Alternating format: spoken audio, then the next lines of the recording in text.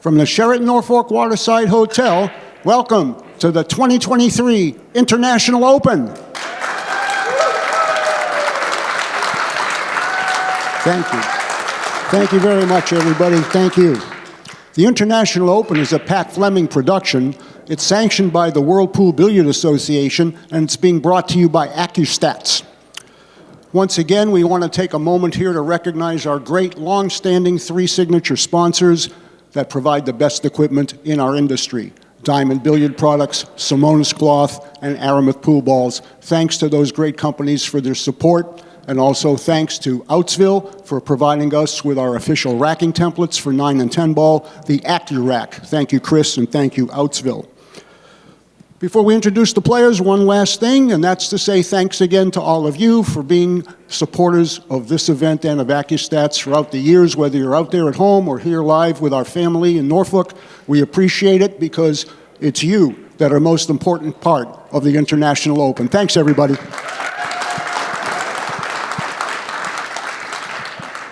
All right, we're back to 9-ball here, but before we do that, we got a little 10-ball message for everybody, and if you didn't already know, congratulations to the Shane Van Boning, who took down the Bigfoot 10-ball challenge last night, and we congratulate him. Let's play some 9-ball.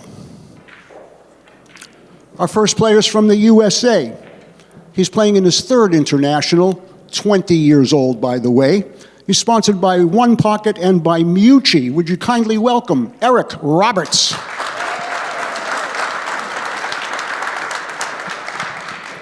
His opponent from the Netherlands. This gentleman's a World 9-ball champion, World 14-1 champion, two-time World Pool Masters champion, Derby City 9-ball champion, and I could go on, but we don't have enough time for that, but that's just a sampling. He's sponsored by Longoni, by Kamui, and by ProStar. Ladies and gentlemen, please welcome the Terminator, Niels Feijen. All right, gentlemen, go ahead, lag if you would. Your official timekeepers, Ms. Dorothy Putke. Going to send it up to the booth now to Mark Wilson and Mike Sigel. Take it away. Hello and welcome, pool fans around the world.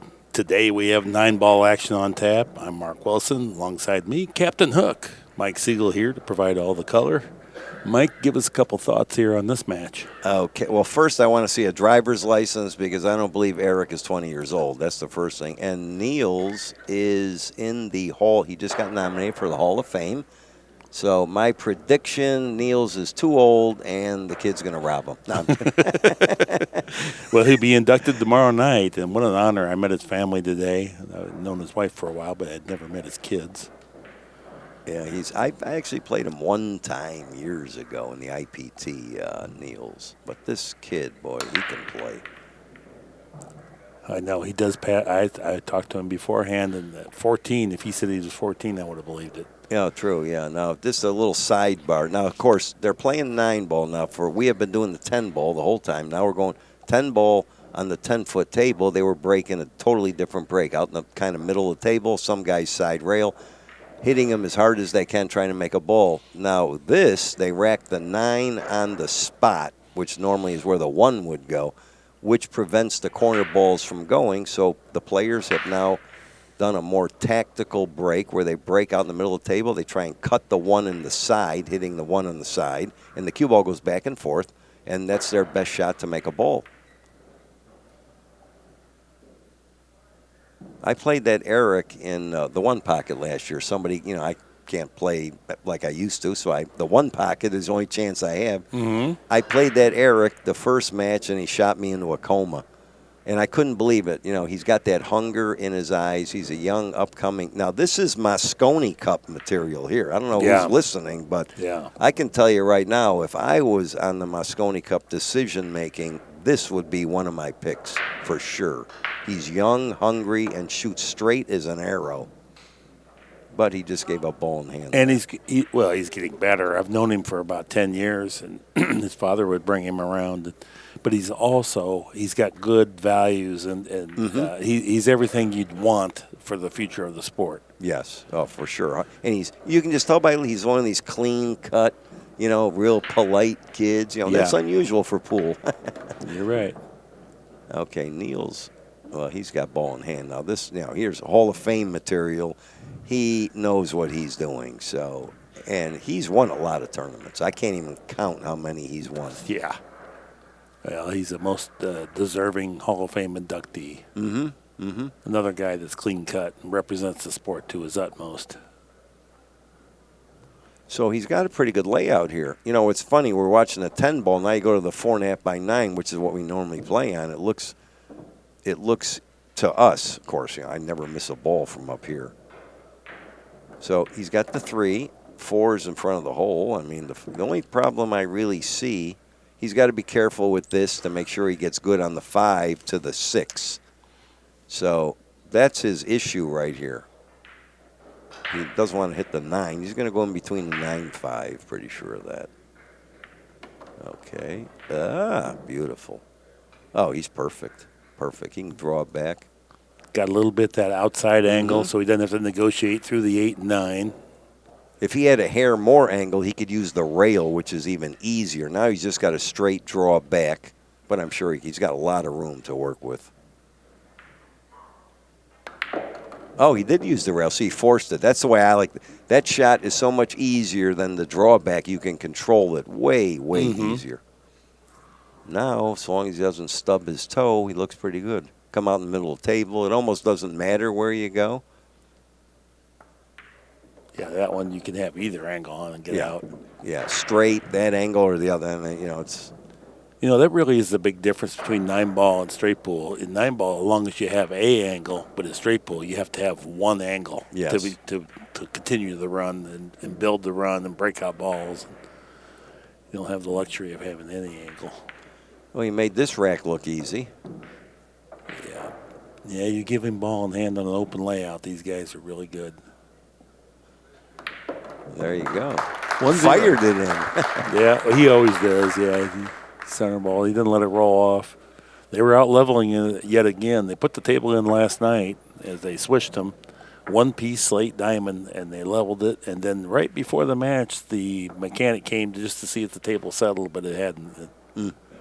Yeah, they have to be careful because, we're on a rug, okay, so I'm sure there's some depth, and there may or may not be a cushion under that. So what happens, they set up the table. Even the referee leaning, or say you're shooting over a ball and you lean on the table, and guys in between matches, they sit on the table. You're really not supposed to do that. But all of those things could unlevel at least one pocket. You hit a ball easy down the cushion. Yep. And it rolls off, and you miss. That's why most players like me, I don't like rolling the ball. I take the tablecloth. If there's a little piece of chalk on it, I try and take that all out of play, hit it firm, where if it misses, it's my fault. All right, let's see. Now he's breaking out here. They're going to do the cut break. He's going to hit the cue ball. I think he's hitting the one on our right. Yes. Right in the side like a bullet. Of course, you're gambling. Here's the thing. Now, this is the part, again, I'm not a rules man, but if I was up there, what I don't like about this, they're making the one on the side, but now you're just gambling getting a shot on the 2. I always, when you have to turn the cue ball loose, it looks to me amateurish. I'm not that fond of it, and sometimes it clips off the 9, you make the 9 with it, and sometimes it clips off the 9, you scratch, and it's... Yeah, I mean, the cue ball going back and forth. Now, I'm going to tell you right now, it depends how the referee racks where he puts the 2 ball. If the 2 ball stays down, the cue ball is almost always going to stay under the side pockets because they're going back and forth. If the 2 is down like where the 8 or 3 is, or 5, he's maybe has a shot. But if it's up table, he probably does not have a shot. And the way you rack the balls, now he's pushing out here. So the way that he's trying to tie the 3 up, that's pretty smart. See what he did there? So even if he makes the 2, he doesn't automatically have an easy shot on the 3. That was very intelligent. Whenever you have to push out, you want to prolong the rack, so you want to tangle things up and make it a tactical game. If you ever push out and the guy runs out, it was a terrible push out. Right, yeah. I mean, even let's say the 3 was open. If he happens to make the 2, now when you're young, these shots look like a hanger. I mean, I know from my own experience. But now, even if he makes it, I think he's going to cross. I don't think he's shooting this. He's going to cross bank it safe. That's what I think he's going to do. I was right again. That was I don't know if I would have done that. That was very difficult. If he makes it, he's still got a tough shot on the 3-8. That was a poor choice. I'm sure Niels was happy he was doing that, you know. Right. Yeah, because you're gambling to gamble. You got to make a hard shot, and then you got to make a hard combination, and then getting position. And just a hint of inexperience from the 20-year-old. There you go. Yes, exactly right. You know, the experience in the battle of the kicking and the push out and the maneuvering and the safety play, the experienced player definitely has a big advantage. Especially someone that's studied it as hard and as often and played as much high-level pools. Niels, I don't know how many Moscone Cups he's been in, but I would say at least 7. Now, look, Niels is about as good as you could get. Now, if Eric had made it, the cue ball would have been way up table. Niels is about as good as it gets, and it's still a gamble he's not going to hit it. He might hit it real easy or hard. One of the two. He may draw back to the center of the table. Yeah, he hit it hard. See, thinking the 3 would go around the table. See, he still didn't wind up with anything. Right. Well, he may bank it. Okay, I get that. But that's not what you'd like. He was trying to hit that hard, and the 3 missed those balls, and they actually go around the table and play the 3 in the upper left corner is what he was thinking. He couldn't hit it just easy and leave the 3 down there. It didn't lay that way. So I think he's going to bank at this. This bank lays very well, plus he can swing the cue ball around. I think he's going to shoot at this. And there you go. Very nice. Watch it. Whoa, that was close. Yeah. A good shot. I thought he was going to go under the 7, see, instead of above. That was risk. And he's got a pretty, it's. If he'd have gone under the 7, he would have been out. But now we'll see what. Right. And the 4 is the closest one to the rail. He's supposed to make this. Yeah, it's still an over 90% make. Right. It could have been better, but he made it look easy. You got to make the bank, and I think he just went all out. Right. And that bank laid well. I mean, again, MikeSiegelPool@gmail.com. There's certain banks you want to shoot. That's the experience, and certain banks you don't want to shoot. So banks that lay well or will get you to the next shot, you shoot. The other ones you play safe. I mean, it's pretty much simple. He hit this perfect. See the angle? Absolutely perfect. Nice pace around the table. We're playing a 30-second shot clock, and I stated the other day, but I was mistaken, that it used to be the first shot after the break you had 60 seconds, but that's been changed. It's straight 30 seconds. Oh, he's perfect here. Firm, draw back. He's a little not as straight as he liked. Now, this is the kind of shot I like. He might just feather it in with a little spin or go back and forth. Looks like he's going to feather it. Yeah, see, I would have liked to have been a little straighter on this. See, feather. When you slide, see how he hit the rail? But when you slide it with that speed, it's almost impossible to miss it unless it goes wide. So, again, here we go, 2-0. Bam. Fired it in again. Yeah. Well, he's got a good style, and this kid knows how to play, Niels. I mean, he's been around. He has a longer stroke. Some of the newer players, he is not a snooker type form where you see Gorst and some of these other guys now, a lot of these people from overseas, because snooker is on TV a lot, and they watch the snooker. They even chalk like a snooker player. Yeah. I don't know if you ever noticed how that kind of light little, Yeah. So, for those of you that can't see, Mike was demonstrating for me. I agree. It did look like a snooker player the way he tried. Right. Yeah. Now, I'm curious. Let's see something here now. I want to see where the referee puts the 2. Now watch where it is. When the 2 is above, right under the 1, if the guy breaks from, let me think here. If he breaks from, that's Eric's break. Okay, let's see where he breaks from. If he breaks from our left, the 2 is going to go way up table. If he breaks from the right, the 2 will still go up table, but not as far. Just for the audience, is this the left or the right? This is the right. Okay. So the 2 shouldn't go really that far up table. If he broke on the other side, it would fly up table. So let's see what it does. It's going to go up probably or above the sides. That's my prediction. Watch. Let's keep an eye on the 2 ball. Didn't move. Got kicked up. But he didn't hit the rack as square as he intended to. Right. And just for those at home that wonder, it's a 9 on the spot, but there's also a 9-inch break box down there, either side, so they're restricted. They can't go to the side rail, which makes the one going into the side pocket easier to play. Right. Now, you see there's if you can see it on your TV, there's a white line Oh, yeah. Now, we're zooming in on that. There's a little white line that goes straight across parallel to the end rail. That's where they can break in on that line anywhere, left or right. Now, they can go behind it if they want. They can go to the end. You know, some people break off the rail. I mean, that's unusual for a pro, but. All right, so he's pushing out for a kick shot here. Of course, this kid may hit the whiskers and hit it thin. This is for a 20-year-old. Here you go. But Neil's not playing that shot. No, he's kicking gonna, 2 rails. And that's an easy kick, what he did. I mean, honestly, the 1 is off the rail. As long as the 1 doesn't hit the 3, if he kicks 2 rails behind it. But he's going to try and thin it. Now, obviously, he can hit the edge of the ball. Let's see what he does. If he does, he'll probably wind up with a great save. Yep, there. Look how thin he hit that ball.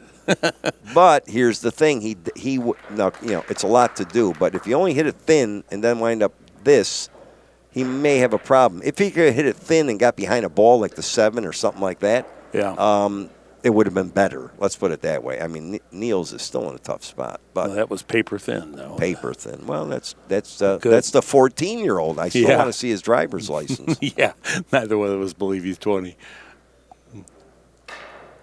And Niels is 46, so he's getting up there. And now here's another interesting fact. Now, I'm bringing Strickland into play and Niels. If you watch where their head is, now it's not a good shot here, you're going to see their head is way off the side of the cue stick, which is very unusual. Instead of their chin right over. Now, that was a great shot. You see what he did there? Yeah. Unless he makes that ball.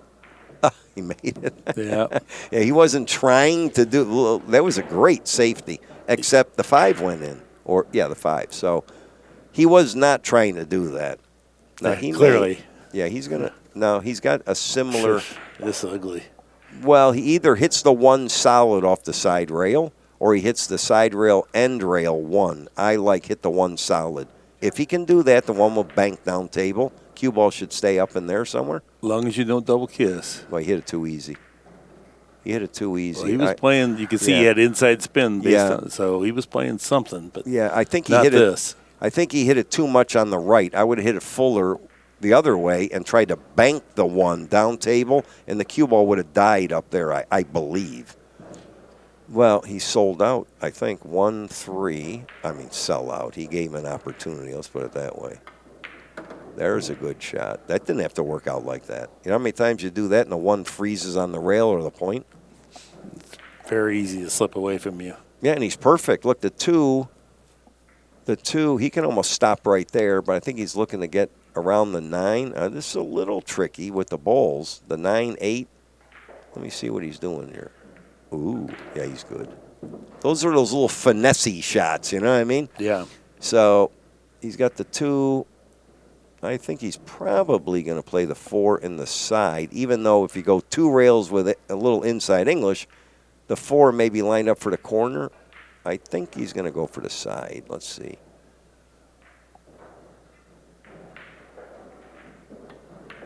No, he went for the corner. That shot laid well. Now he's got a funny angle here. Yeah, this is. Yeah. You hate to have to stuff this in the corner with high velocity, but I think he's going to stiff it there. But I would have liked playing for the side pocket and popped it up a little. See, now he winds up with this angle going to our left, and he's got to stick the ball, but then draw it back a little. See, he really didn't even draw it. Now he's got a little more angle than he would like. No, right. He's all right. No, and the other part of it is that we're used to looking at a 10-foot table, right, which this is now it's quite a bit tougher deal. Yes. But this, these guys make these shots with relative ease. Well, he's either going to kill the cue ball, where he has to really slide it, just bounce off the rail, or he's going to come across. I think that's what he's going to do. Kill it. Slide it, a little bit of right. I think he's going to kill it on that side. Yeah. Yeah. Nice shot. See how full he hit it? Now, that was this table was just put in, and so that pocket, is generous down there because the cloth is new, and you give this a few days play here. Or if you're on the outer tables, I bet that might not drop in, certainly not as freely. Even though the pockets are small, the players are still cheating the pocket. So when he shot that, he tried to hit it as full as possible to hold his angle. Right. Oh, let's see. This is a nice shot. He's good. Now, I would think he just hit this firm. He can either go straight up the rail if he chooses or go in between the 9 and the rail. I think that's what he should do, or not. That's what I think anybody would do, I believe. Perfect. That laid just so perfect, to hit it. Yeah. So he made a good run out there. Very good. If he makes this, which I think he should. Now, they played earlier, and Eric beat Niels like a couple months ago. I heard. Well, I talked to both players before the match, so this isn't automatic At all.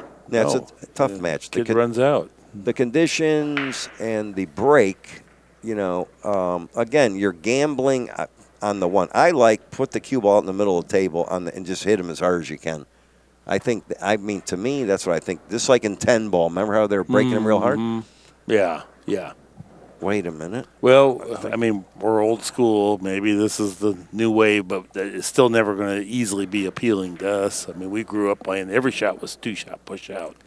That's gone by the wayside. I don't like this cut break. I don't like it because I think Van Boning, guys with a big break, you saw what he did on the 10 ball. What do you think he'd do in this game? I think that takes a little away from guys like that and opens the door for other lesser breakers. That's just my opinion. True story. Well, he's going to break in the side. The 2 is in the same spot. It should not travel very far up table, but it will go up table. It didn't move again. Now, see, if it doesn't move, the 2's right there. You see, if the 2 is racked in the back, it generally stays in the back. So if he breaks and his cue ball is always down here and the 2 is always down here, well, he's going to get a lot of shots, figuring the 1 in the side. So a lot of that has to do where the balls are positioned. You got to pay the referee, in this case, a lot of money. A lot of money. Oh, yeah. This is not 100 or 2. It's like 500 for this match. Of course, he got unlucky. He doesn't have a shot. The 7's blocking that corner. The 5's blocking the other corner. So he's looking, but I don't believe it goes. It'd be nice if the 6 was the 2. I played a guy like that. It would be nice. I played a guy where he could shoot the first shot, any ball, then go to the 1. But he never ran out. He thought he could. Well, you couldn't do it with a good player, but I guess if he can't run out, it doesn't matter. Yeah, he thought he could. He said, "Ooh, that sounds like a big spot, right?" Yeah. I go ahead. So I don't know what he's doing. He could hit the 2, go behind the 5, like hit the 2 towards the 7, kind of something like that. I'm not sure what he's doing. He might be putting it up by the 3. Or just I don't know. Tangle it up. Yeah. Oh, my goodness. What did he do there?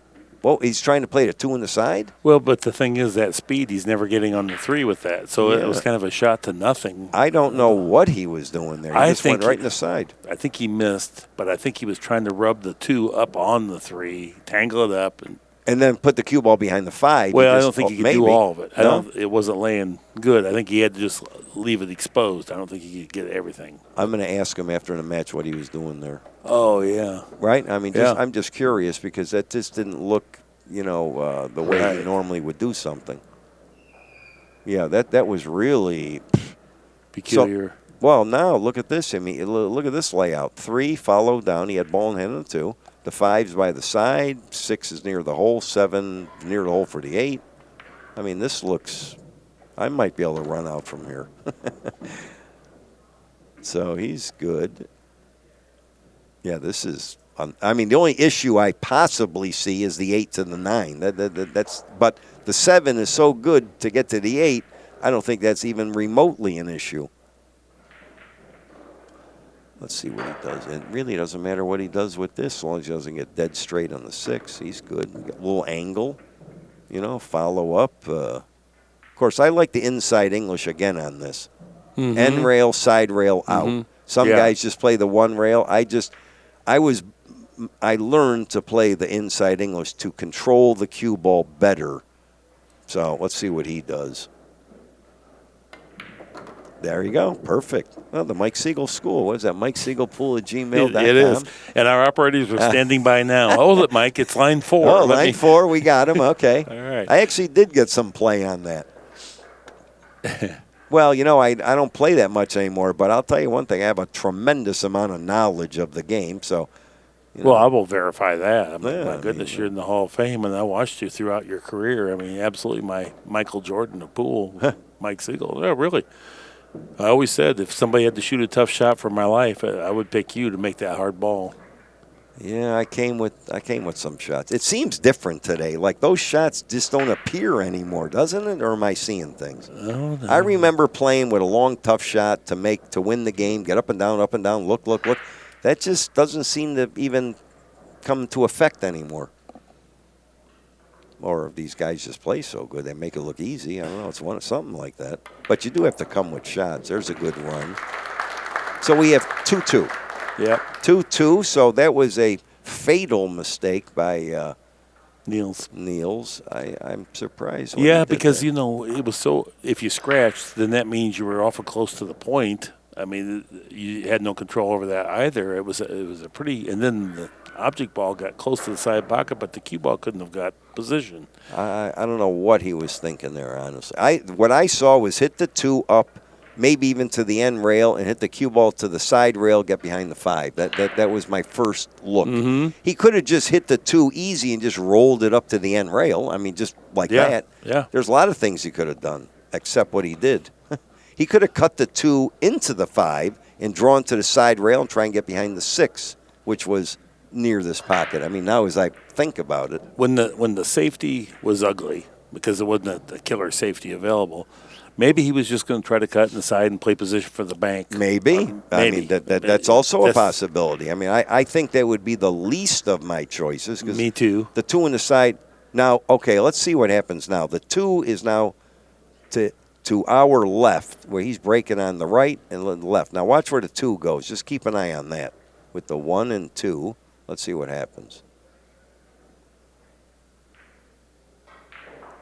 Now, watch the 2. See how it went up table immediately? No, that was the 6. What am I couldn't see it. No, but the 2 went down table. Yeah, but look where the 6 ball is. That's what I thought was the 2. I see. So if the 1 had gone to the side, the 2 is up table, you see? The other way, I'm just telling you, if you keep the 2 when you guys are gambling and you're playing this way and you're playing rack for yourself or whatever, you want the 2 on the breaker side behind the 1 or under the row of the 9, like the last 2 balls.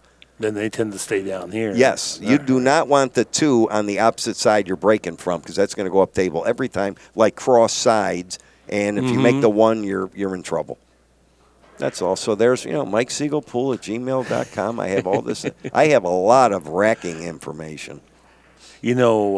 Eric took much better care with his accuracy on that head ball that time, and the 1 ball did threaten the side. He took a little more time. Maybe he's getting settled into the match now. He might have been a little bit jittery there to begin with. I don't know what he was doing there. I don't know what he could have done there because you don't want to hit the 7, and he was going to run into something down here, so I'm not sure what, you know what I mean?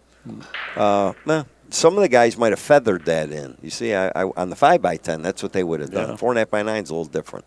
But he's got a shot. It's not a hanger, but it lays pretty good. 46, okay.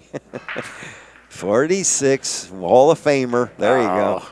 Well, when you're 46, you don't have to miss a ball, but to Niels' credit, he's had some health issues. Oh, really? Yeah, I don't know. I kid with him, but I'm referencing. When you're inducted in the Hall of Fame, they're saying you're done, kind of, right? I mean, Well, not so much in pool because you only have to be 40. I know. It's not like basketball. Right. Well, Eric, he's going to hit this going between the 9-5, come right up, a little bit of spin. Perfect. Oh, good shot. I like perfection. See, he hit that perfect. I know it. That one guy that shot a 980, and you were still unhappy with his performance. Yeah. Very strict. Yeah, right. Well, Van Boning did. I say he made a couple of little errors here, Shot a 980 on the 5x10 with tight pockets. He just got there. Wow. Okay, he made this a little more difficult, and he can draw this. That's what I think he's going to do. Draw it in between the 5-8. I think or he can hit it high. He's going to draw it. Draw it around, I think, is the. Oh, no, he's following this. Now, where's he going with this ball? Okay, he went that way. Two-way, either way. Well, that was a good choice. He got Yeah. right where he needed to be. Well, the only reason why is because if he had come up a hair short, he would have to fool with the 8 ball. The other way, the 8 isn't in play. That's the only reason why I would have done it that way. Just But needs to doesn't draw matter. back to side pocket height. Oh, he's going to just settle Jeez. for just that little bit longer. Boy, I thought he they- would come back, but it clearly went that way, so his angle was too much. Yeah, but they play for these shots. I wouldn't like this at all. I'm telling you right now. You're telling me you couldn't draw that past the 8? Well, No? look how much it went to the left. I So know. I think, For the 5. I mean, this is not you got to roll this in. I mean, he stayed pretty still. yeah, he stayed down. Young, Yeah. they got nerves like, Yeah. As you get older, those rolling cut shots become a little tougher.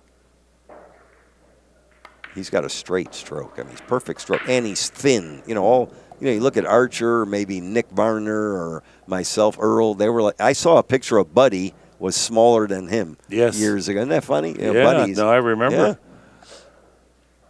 Skinny as a rail. Yeah, you got to be skinny to play good pool. Well, I'm not saying No, but fitness does make a Archer matter. too. Oh, of course. Yeah, and when he was young, I remember he was skinnier than Archer when he was young. He was really, I couldn't believe that was Buddy Hall. But I know. Nice shot. There's a lot of pressure in pool. I was telling a guy yesterday on the the elevator we were talking. Pool is the only game you cannot make a mistake because it can turn the entire match around. Now, if you're playing golf, you drive it in the rough, you hit out, get up and down par. You hit the second shot in the sand trap or something, get up and down par. You can't do that in pool. I can tell you right now because you're playing a top player, you make a mistake, turns the whole match around. Look at the 6 ball the guy missed. Yep. Remember? And the whole match turned around. yeah, There you go. early data that Eric Roberts is playing on 920 something. I think 923 right now, which 923. that's early. 5 games, but still that's quality. Yeah, sure it is. I mean, this kid's a good player. I mean, yeah. I gave him the okay when he beat me. I said, okay. I gave him the check mark. No, but he's 20 years old with very little experience at this level. Right. But give him another 20 years. And Yeah, right.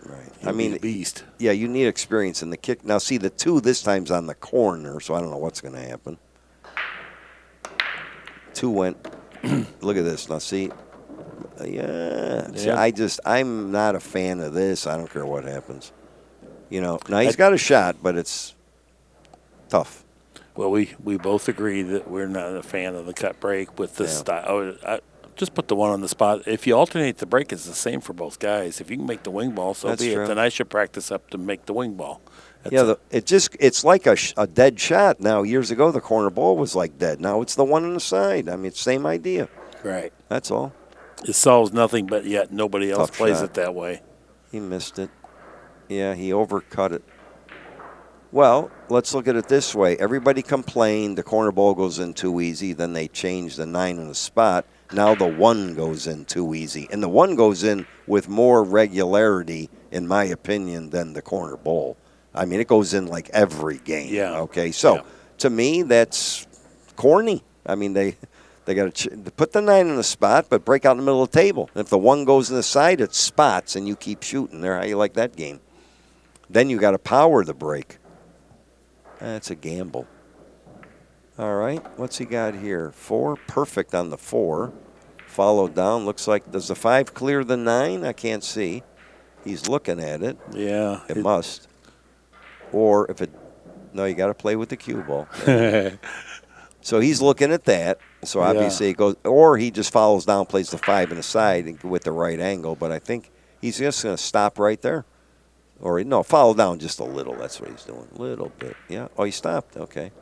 So that must have led that little hint of an angle to get down on the 6. That's why. That's the perfect angle. That's the angle I like. Kind of straight, kind of hit it firm, slide over to the rail. I mean, you don't want to be on the rail, but that's possible. But you still have an angle. Let's see what he does here. Beautiful. Little off the rail. Perfect. Now, he may go right in between the 7-9. That's what he's looking at. So he's going to hit a high ball, just go in the middle.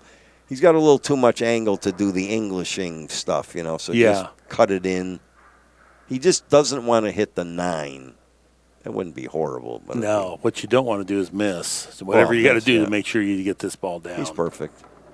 He tickled the 9. You know, he's making some good decisions here, and then he's supporting it with good execution. So, and I'm sure this is not his fun arena. I mean, I don't know if he has been in this kind of environment before. Well, it's extremely doubtful. I've did a lot of matches. I've never seen him in the TV arena before. Yeah. I mean, I'll tell you, this is Moscone Cup material. I don't know what they're looking at. You know, I mean, they put Gorst in there. He's not really an American citizen, and because I think the Americans have been weak over the years, it's just the way it is. European players are playing better. I mean, that's the way it is. But I think this kid, if you're watching out there, I would consider him without a doubt, okay? That would be a fantastic experience. Well, I mean, he's either going to perform phenomenal or iffy, but it doesn't matter. The Americans aren't doing much anyway. And then in 4 or 5 years, you got a heck of a horse here.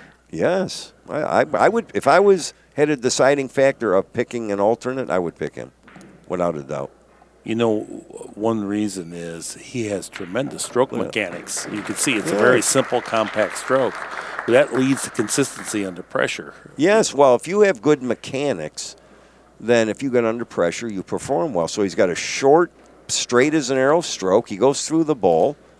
Elbows over the top of the cue, real simple, and then he actually has the passion for pool on top of it. If you don't have that burning desire, it's no good. But he's got hunger in his eyes. I mean, I'm telling you right now, I can't believe well, now they have a pick. If they pick from points or I don't know about all that stuff, but doesn't the captain can pick like any player within reason? 2 players. 2 players. Well, I don't see why they're not picking him.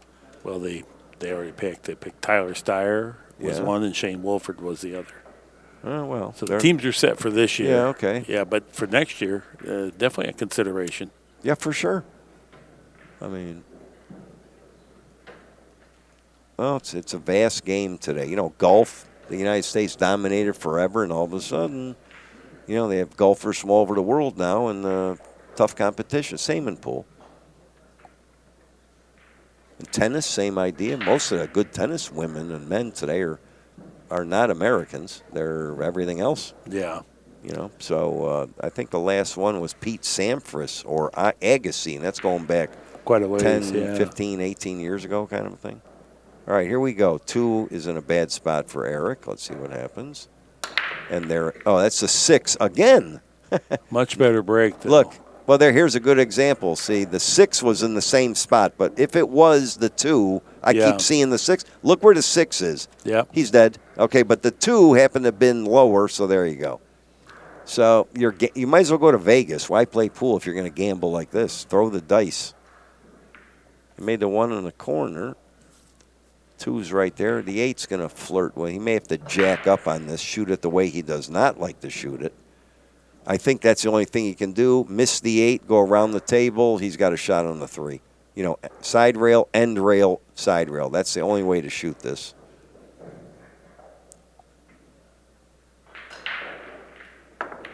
Nice shot. That was. Couldn't hit an A better. Watch it. Too hard.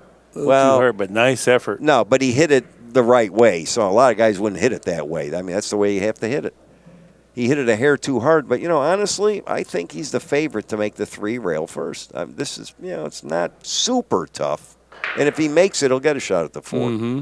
I think he's the favorite to make this. You know, medium speed. I was right there. There you go. But, yeah. He left It's him not good. the end of the world. Yeah, he didn't lose the game with that shot anyway. I'm surprised he hit that the way he did. I mean, that shot did not lay that bad, you know? Yeah. And again, if he'd have made it, they would have called that a rail good shot. So, you know, maybe he didn't want to hear that. Well, I think little inexperience on the Billiards side. He's clearly pocketing the ball as well and got good thinking, great mechanics, but just a little experience on the rail first, the 2 rail kick safe. Right, exactly right. The twisted in, kick and stick. I mean, Reyes wouldn't even, he had been run out already. He wouldn't even have looked at that shot. Or guys like, you know, to me it was off the rail just enough. The cue ball, it looked like I was surprised he missed it. That's all I'm saying. If anything, he hit it full, and then it banks down here, and the cue ball goes on the other side of the table, and he's definitely safe. Well, this is not an easy hit here. Wow. Oh, my goodness. All Okay. right. One for the old guys. One for the old guy. Old. Yeah, he's 46. No, I included us No, I with know. him. Yeah. That was unbelievable. That was like something you'd think Eric would have. He might have not even. He would have hit so thin it would have moved a quarter inch. That is an important shot, though, Yeah, of course. for guys to play high-level pool. And it's a shot that's not glamorous, so you tend to not practice it until it comes up when it's too late. He's going right in the middle. Look at this. Wow. You're just using speed. Unbelievable. I can't believe he went in the middle of those two balls. He hit that. Well, I mean, it's not a horrible shot. Yeah, I mean, the outcome. You know what I mean? I can't believe he had enough room to go in between the 6-7 there. Now, what do you do here? Do you shoot at the bank? It's natural position. This is a shot that's iffy. I would have to look at this because if you bank it, hit low, hair to the left, 3 rails, you're perfect on the 4. You got to cut it a little. I think he might shoot at this. There you go. Yeah, I like that shot. Yeah. See, you know what it is? The shot laid very well. If you make it, you can win. You're probably. I mean, I'm not going to predict, but I would think he should really run the table from here. I normally don't like to say that, but the shot laid just too well, even though he had to cut it. You can't play a gambling bank if you're not going to win with it. I mean, that'd be silly. A bank that you can win with, you always shoot. Because if you would have ducked perfect, he still could have kicked you dead or something happens. Always shoot at a shot that lays well. Mike Sigel, pool at Gmail, and I can explain. But that's, it's everything is. You look at a guy like Nick Varner, Jim Rempe. Yeah. And I'm just throwing a couple names that right off the top of my head that play perfect percentages. They always shoot. It's like poker. You watch the guy folds, the guy raises. It's like they're looking at the other guy's cards, but they almost always make the right choice. Yeah. That's all it is. I mean, you got to shoot and everything, but you'd be surprised how many games you win or lose on these choices. That's what it is. Anybody can run out when the balls lay good and you're on a roll. But making the choices, especially in this, nobody's barraging anybody. Yeah, that was a great shot. Nice. Perfect. So it's, I'm forgetting the score. 4-2. 4-2 is to be 4-3. Yeah. Yeah. Yeah, that was a great shot. It could have been 5-2. That's a big game. This game comes up a lot. It's the 3-1 game versus the 5-2 game. So the score, that works on my mind how important certain games are over other games, even though they're all important. Nice shooting there. That was very good. 4-3. Good decision by Niels. Well, when it's 3-1, if the guy wins the game 4-1, that's a good lead. If the other guy wins 3-2, it's a even. Yeah. Same as this game, 5-2 or 4-3. I mean, it's That's we have a short game. timeout. So question. Go ahead. You remember when we had ESPN came along? It had been straight pool, and then all of a sudden they said, no, it's got to be 9-ball. Mm-hmm. Okay, we went to a tournament, and we're used to playing 2-shot rollout. Mm-hmm. And they said, no 2-shot rollout. And there was a rebellion. Okay, and the players said, we're not traveling across the country to just play one foul.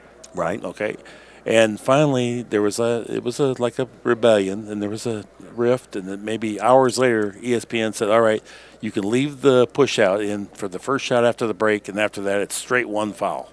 And the reason they wanted that was to speed up the game. They said that to grow the audience, we have to speed it up. Straight pool's not going to work. Has to be 9-ball, and it has to be this. So now the push out after the break was left in due to the fact that they felt like, well, maybe there's luck there, and you can kind of deny that. And we all kind of bought in, so we ended up compromising. We went with that. Yeah. Well, now today you find out that there is the push out after the break doesn't solve the problem. Right. The luck in pool, pro pool, is when a guy shoots and misses and leaves you hooked. Right. And all the rest of the time when he shoots and misses, you have to kick. So what's the difference on the break? And the reason I'm saying this is that to take that out of there makes it easier to proliferate the sport, because now I can tell a perfect stranger you have to hit the lowest numbered ball, and thereafter something has to hit the rail or pocket, period. And then once they see a couple of those, they get it. But if I say one foul ball in hand, here's what a foul is, except on the first shot after the break, in which case now the incoming player can declare a push-out. And so they don't understand. You might as well speak in Latin. They don't understand the purpose of that. So I think that's a dinosaur that died. Everybody just acts like modern-day guys don't even know. You and I would go back far enough to remember when that even got in there. Yeah. But it needs to be out of there because it doesn't solve anything. If it solves something, okay, but just having an appendix in there that doesn't belong it actually hurts our growth of the sport. Yeah, no, I agree there. But, the 9-ball, the nature of the game, they like, we used to play straight pool on, like, Wide World of Sports, believe it or not. But it was hard to understand. So 9-ball is a game that's pretty simple to understand, the rotation, the excitement. Right. They like, ESPN loves the jump cue because all the action, the 9 on the break. However, if you really think about it, 8-ball, I've traveled all around the world everywhere. If you ask any person, you ever play a game of pool? Yeah. What'd you play? 8-ball. Everyone knows 8-ball. Every bar, Europe, Asia, China, it doesn't make any difference. Completely agree. But here's the thing. The reason we don't, then I said, well, why don't we play 8-ball on TV? I mean, it makes common sense. But here's the problem. The game, when you break, the break almost immediately determines if you're going to win or lose the game because it's not like a bar table. An 8-ball on a 4.5 by 9, you just got to run out first shot. There's no safety play. Once you start digging a grave. Right. So if you make a solid and can't hit one, you lose or have a tough layout. If you make one of each, you have your choice. So when I did the IPT, I was agonized for 3 or 4 months over if I make it where you make a solid but you have your choice, it's easy. If I make it where you got to make a solid and that's what you get, the game determines almost who wins because if your balls are laying bad. So I was agonized over that because, Kevin Trudeau and I put the whole thing together. It took me 10 years to get him to do that and put up the money.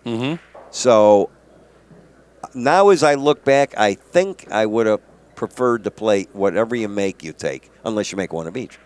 Yeah. Because I think that it was just too easy the other way. A pro, they break, make a solid, they look at game over, stripes lay good, I'll take stripes.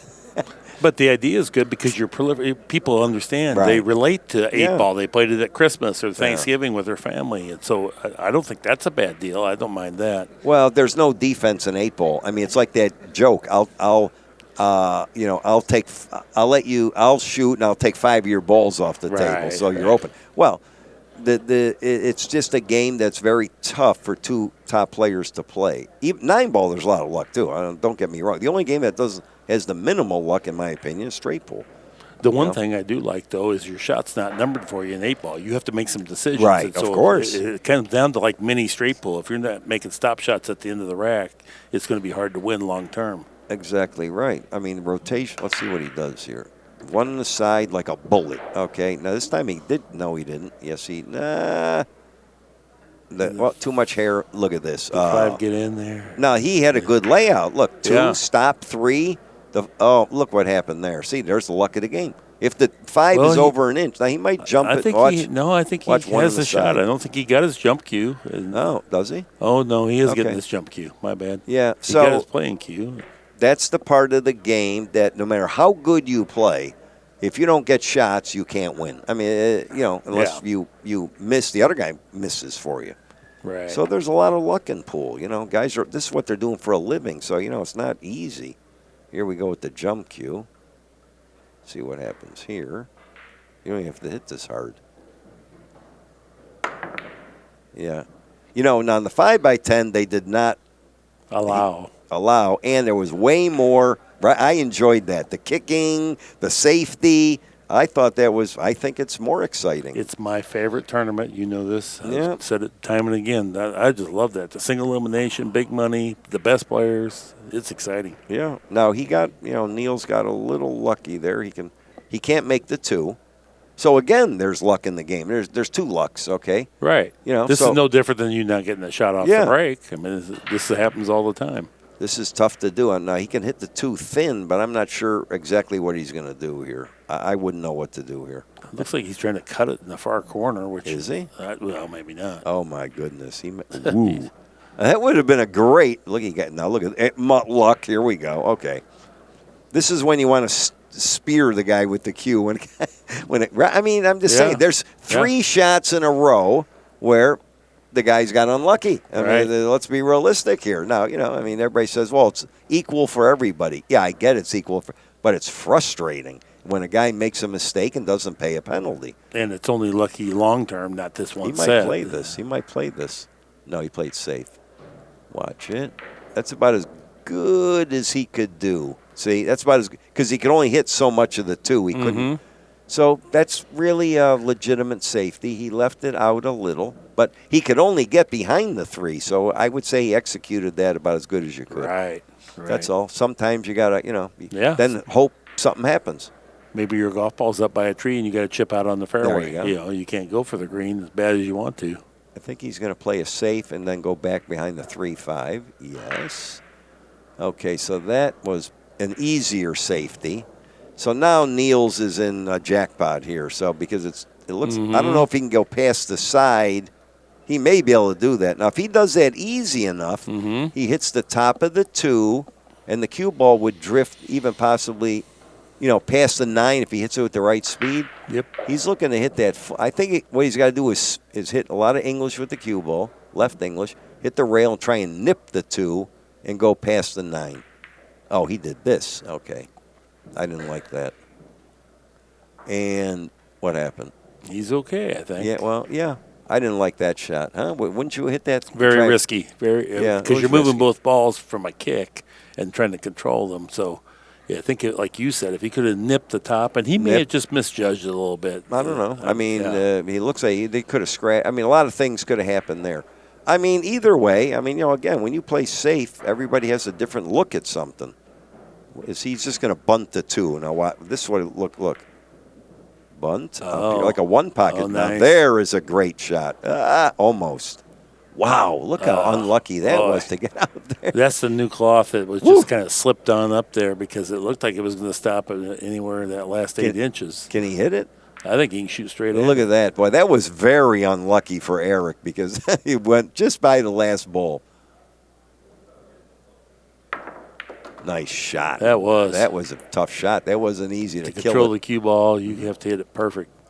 Now he's got to hit this with inside English. I think the high left, he's got to get to the side rail. He's got the angle going the other way. He can't go around the table. The 5's in the way. So this is the nervy type shot here. Let's see what happens. I see he's hitting that way. High left. Nice. There you go. See, that was not an easy shot. People say, how could he miss that? That was, with hitting it with the inside English, that was not easy. Not at all. Not at all. Yeah. See, I think he was allowing for a little deflection. A lot of these shafts today, they don't deflect. And you want a tendency to hit it a little fuller if the ball deflects. And it didn't. See, and I think that worked in his mind. Yeah, I maybe because he did hit it heavy. Mm-hmm. Nice shot there. See, he doesn't care how far away. I mean, he goes, me, I'd go, Eesh. I want to make sure I have a shot. Me and you are trying to get close, right? But he's got a perfect angle, so the key was get on the rail. I mean, really, this is not a bad shot. The biggest part was get on the rail. You didn't want to be straight on this. He's perfect. See that? Yeah. I mean, that was the right shot. Yeah. I mean, the focus more was the rail, not how far you are to the ball. Additionally, in our headsets, you can hear his cue ting, the cue ball, and it goes tong, so you know he's not death gripping, which makes that cue ball play lively, and that's usually only heard by really quality players. He's got to follow this with a hard, pretty firm stroke. Nice. Watch it, watch it, watch it, watch it. Woo! Sometimes that goes in. It's hard to believe. On that angle, it happens. It for sure happens. That was a good shot. See, now that shot, you only needed the one rail, okay? You don't have to go to the side rail. So, I don't know what he's looking at here, but, it's 6. He has a little angle here, so he's got to just... Yeah, he still wants to... No, wait a minute. He's doing something with the cue ball here. He may go under the 7 and play the 7 up table. I don't know what he's doing here. Yeah. Oh, he's going around. That was a good choice, too. See, it looked like he could just make... He couldn't. He had a little angle, so he made a good shot there. He did, yeah. Very good shot, yeah. Not only did he execute it good, but he thought it through well. Yeah, the 5. Again, where you don't want to land. So if you play the 4, you want to make sure you come past the 6, so you don't have to do that. But he came out all right. Perfect. I think, Mark, even you can make these. I don't know. Yeah, we're getting down to my speed. If he can get good position here. That's a nice little shot. Yeah, this kid, I mean, I'll tell you, I'm serious. This is Moscone Cup material.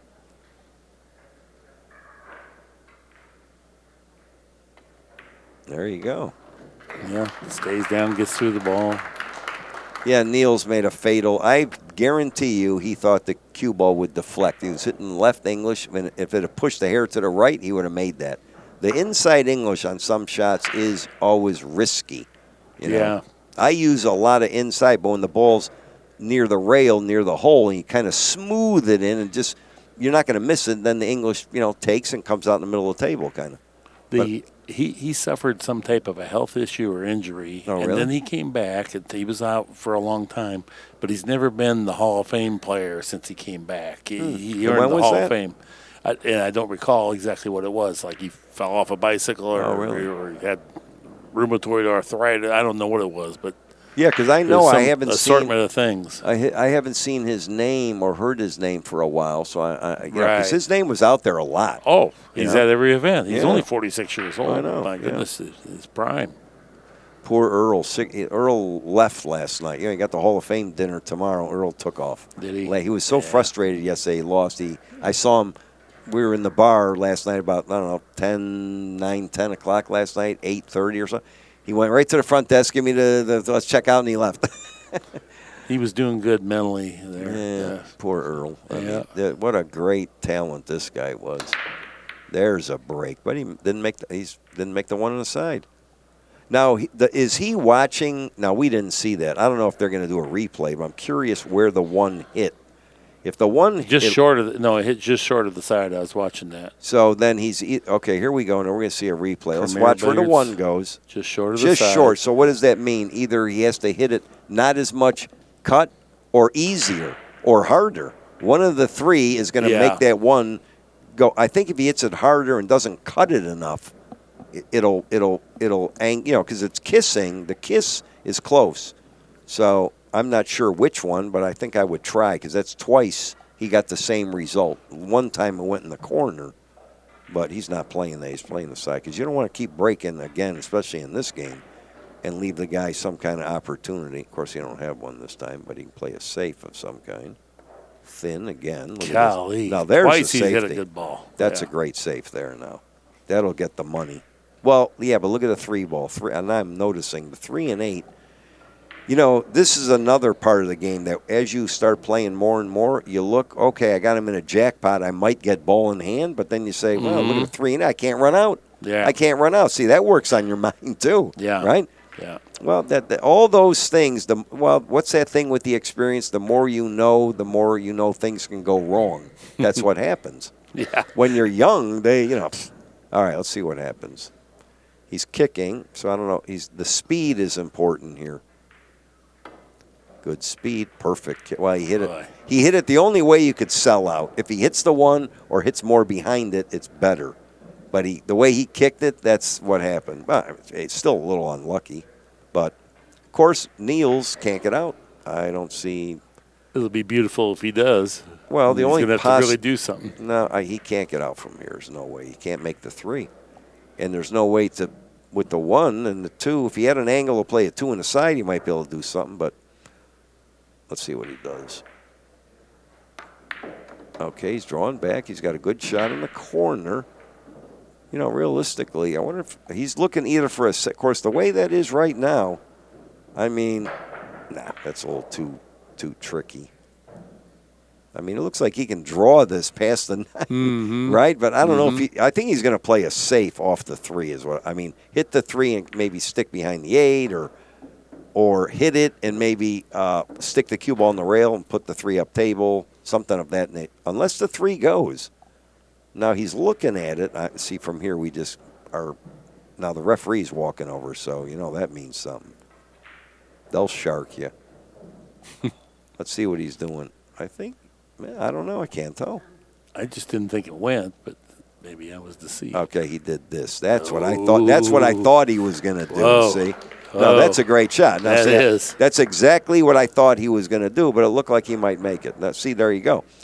So he got perfect on the 2. Now you get the ball in hand. See what happens. Let's see from here. You know how many times I had Reyes in a spot like this? I thought, I go, gin, right? Yeah. And he hit, and I lose the game. I got tired of that. Guy's phenomenal. He's out there still playing, a little 1 pocket. That's all he can play. Ephraim. Boy, we had a lot of battles. Okay, he's just got to miss the scratch. This is a tough hit. Very tough hit. Yeah, that was very. Now, he gets an award for going all the way around the table and not touching a ball. That should be half a ball in hand. Really? Look. Yeah.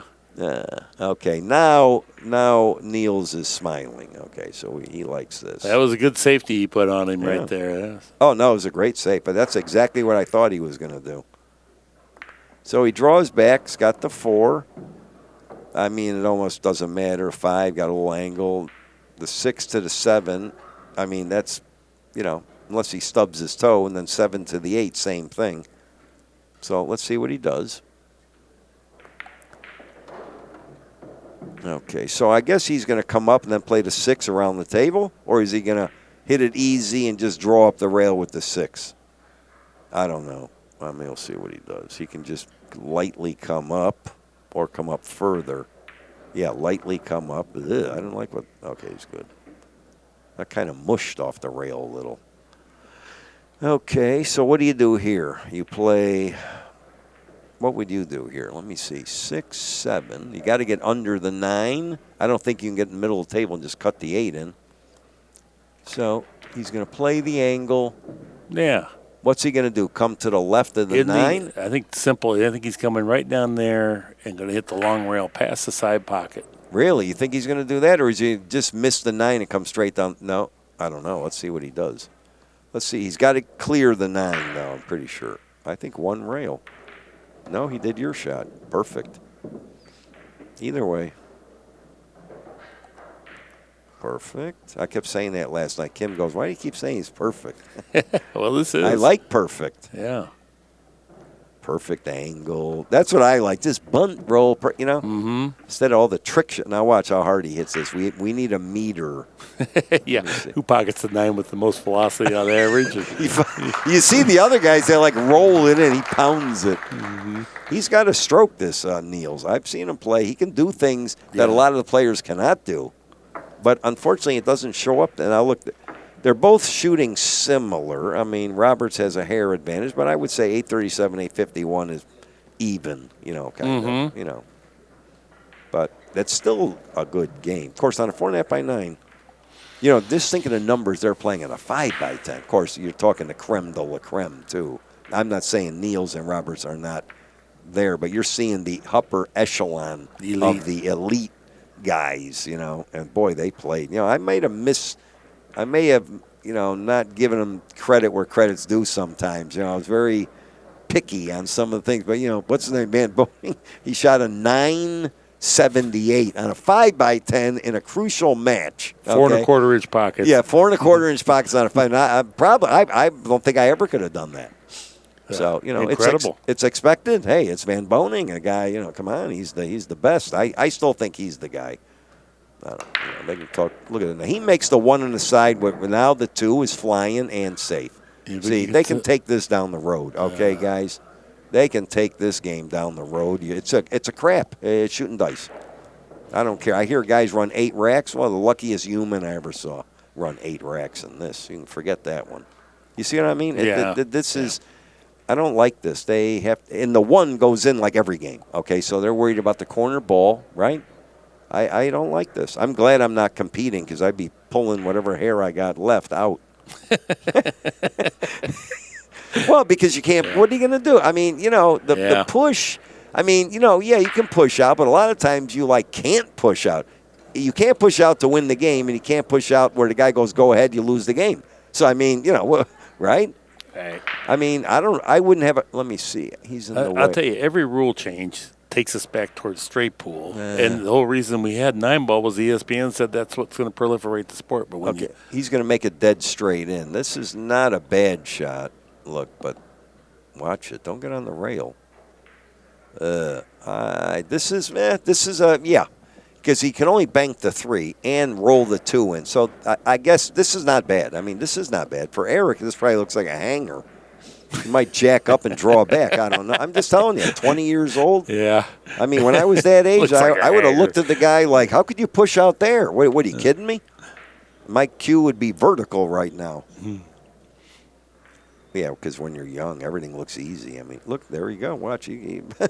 Look at his stroke. Boy, it's perfect. Yeah, you did say he would. I didn't think Well, that. let's see what happens. Watch. He missed it. He thought he could make it, though, and he left him in a tough spot. But you see, shooting it that way, he thought he was going to make that. Oh, for sure. Well, yeah. But he got a little lucky there again. The luck. I want to have a thing, and we'll go by how many shots are lucky for each opponent, and see if that even comes into play when the match is over. Oh, it doesn't. It doesn't, or it does? No. Really? I think it does. The luck doesn't balance out. Oh, no, it doesn't balance out. That's a tough shot. Look, he sold out. Look how tough. That's a very, very tough shot, Oh, absolutely. You keep getting, especially on a 4 1/4 inch pocket, you keep getting those shots. And, as you get older, I mean, anybody, those a lot of the Europeans make those like nothing. I hate those kind of shots. But you got to shoot them.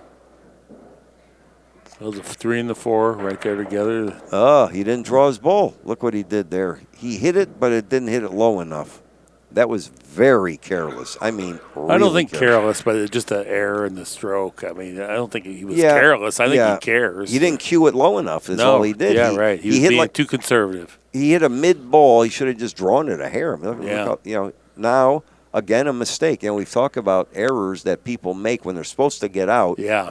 And a lot of times when you have an opportunity and it looks easy, I'm sure he's looking at this rack going, boy, this looks pretty good. That puts pressure on you because you're supposed to run out, see? So when you're supposed to run out, you have to run out. Because your opponent, Niels is looking now, look at this, 5-4. I mean, he's thinking, this is not automatic. He's got to go around the table here. And it's a tough shot. He may even hit this. Look at this. They missed it. They got away with it. I hate to say it. Oh, And this is why the push out after the break means nothing. This is where the luck is right here. But if you're playing Van Boning, he's out, okay, or guys like that. You see what I mean? So you push out. So, usually good top guys in dead stroke, they make a shot at the 1, game over. I mean, I don't say that all the time. I put some true suspense, story. But that's what it is. It's 1 inning 10 ball and 1 inning 9 ball. Look at this. Now look at this. Boy, he can't get away. No, he did. He got away with it. He got a little, let's put a check mark up there. Okay. For that one. He wasn't trying that, but, he kicked, hit it. And what'd you say? 20%, you said, right? Backdoor safety, 20%. Really? Okay, I'm going to remember that. So that's 1 in 5. Yep. So the other 4 you lose? Or what is it? Well, you give up a shot. Yeah. Give up a shot, okay. Yeah. So now he's got the jump cue. Of course, I don't know if this even goes in the side. That looks awful thin. You can scratch pretty easy on this, too. This It's bouncing when it goes by there. It won't grab. Wow. Oh, he what got a a lot shot of that was. What a shot. Watch it. He got I think he might have a window there, no? Oh, the 4. Oh, yeah. Look at that. At least he doesn't have to go back to his chair to get the jump cue. Oh. I think I would get the jump straight. Yeah. No, he can't. I see this. There's no way this ball goes in. Well, he had the jump cue in his hand when he was there. Get it back. Okay. I must be blind because I'm telling you he can't make this. I'm looking right over his shoulder. Oh, he's jumping it with his own cue. Okay, there you go. He's only jumping half the ball. Look at this. Get out of here. Come on. What a shot. Oh, my God. Wow. And he did, look at this, perfect. Now, he got rewarded. Now, he deserves that, okay? So, God said, okay, you made 2 great shots. This time we're giving it to you. No, those were 2. And, I'm surprised. He only jumped half a ball, so therefore he used zone cue. That shot is nowhere near as difficult as jumping the one he used with the jump cue. That was a phenomenal shot. I don't believe it. We want to see this replay. Look at this shot. Wow, he jumps over to 5, splits the wicket, and comes down for the 4 and comes down for the 5. Yeah. That was amazing. Well, thank you, Premier Billiards, for that replay. Yes, that was unbelievable. Unbelievable how good he hit. Watch it. You see if you slide him in, you see what happens? That's a 4 1/4 inch pocket, but they all know to hit it with the right speed goes right in. So, the guys know the tables. What a run out that was. Wow. Incredible. That was incredible. That was incredible. I got to give him. That's one of the best ones I've seen the whole tournament. Those 2 shots. Niels is probably frying after that. What a great run out. I got to give him. I got to tip my hat to that. 6-4. Wow, that was a big game too. Well, I got a question for you. Yeah. Let's say that you're the Team USA Mosconi Cup coach. Right. Okay. What would you do? What We've do you been mean, what would I losing. do? We've been losing. How would you get the guys going here? What would you think could be a step in the right direction? Here's what I would say. Okay, so there's other things. Okay, but right off the reel, of course, they practice months before. Okay, I would put it in their head right away.